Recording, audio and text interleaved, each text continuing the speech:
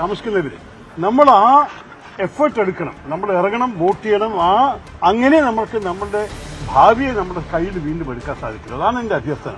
അത് കഴിഞ്ഞിട്ട് ഞാൻ പറയട്ടെ, നമ്മൾക്ക് പുതിയ സ്ഥാനാർത്ഥികൾ, യുവ സ്ഥാനാർത്ഥികൾ, പുതുമുഖങ്ങൾ. പക്ഷേ വെറും മുഖത്തിന്റെ കാര്യം മാത്രമല്ല, അവർ കഴിവും നോക്കി, അവരുടെ അറിവും നോക്കി, അവർ ജനകീയരായ സ്ഥാനാർത്ഥികളായിട്ടാണ് ഞങ്ങൾ അവരെ എത്തിക്കുന്നത്. അപ്പോൾ എനിക്ക് തോന്നുന്നു ഈ തവണ സാധ്യതകൾ നല്ലതാണ് UDFന്റെ. എന്തായാലും മാറ്റത്തിന് വൈകുന്ന ജനങ്ങളുടെ മനസ്സിൽ നല്ലോണം ചെയ്തു. ഞാൻ പറയട്ടെ, നമുക്ക് ഒരു ജുഡീഷ്യൽ ജഡ്ജ്മെന്റിനെ കുറിച്ച്, ഒരു വിധിയെക്കുറിച്ച് നമ്മൾ സംസാരിക്കുന്നത് ശരിയല്ല. പലവർക്കും ചോദ്യങ്ങളുണ്ട് ഇതിൽ.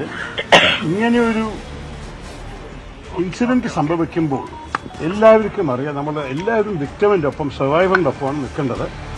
ഞാനും അവരോടൊപ്പം തന്നെയാണ് നിൽക്കുന്നത്. അതില് ജഡ്ജ് കണ്ടുപിടിച്ച തീരുമാനത്തെ ചോദ്യപ്പെടുത്താൻ നമുക്ക് ആർക്കും അവകാശമില്ല. സർക്കാർ അപ്പീൽ ചെയ്യുന്നുണ്ട്. എപ്പോഴും പറയും ഇംഗ്ലീഷിൽ justice will take it's course. അതാണ് നമുക്ക് ആവശ്യമുള്ളത്. ന്യായമാണ് വേണ്ടത്.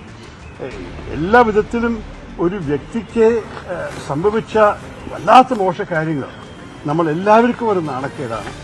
അതിന് എന്ത് പറ്റിയേ, എങ്ങനെയാണത് പറ്റിയത്, ഇതിന്റെ പുറകെ വരവരുണ്ടായിരുന്നു, ഈ ചോദ്യങ്ങൾ ജനങ്ങളുടെ മനസ്സിലുള്ളപ്പോൾ സർക്കാർ അപ്പീൽ ചെയ്യണത് ശരി തന്നെയാണ്. അതിനും കൂടുതൽ എനിക്ക് പറയാനുള്ള അവകാശമില്ല. നമ്മൾ ജഡ്ജിമാർക്കും ജുഡീഷ്യറിക്കും വിട്ടു. സർക്കാരിന് വേറെ പണിയൊന്നും ഇല്ലാത്തത് കൊണ്ടാണ് അപ്പീലിന് പോകുന്നതെന്ന് UDFന്റെ കൺവീനറും പാർലമെന്റിൽ താങ്കൾക്കൊപ്പം സഹപ്രവർത്തകനുമായ അടൂർ പ്രകാശ് പറയുന്നു. നോക്കൂ, എന്റെ അഭിപ്രായത്തിൽ നമ്മൾ ഇതിലൊരു സൈഡ് എടുക്കുന്ന പ്രശ്നമല്ല, ന്യായത്തിന്റെ സൈഡിലാണ് നിൽക്കേണ്ടത്. Justice is what matters.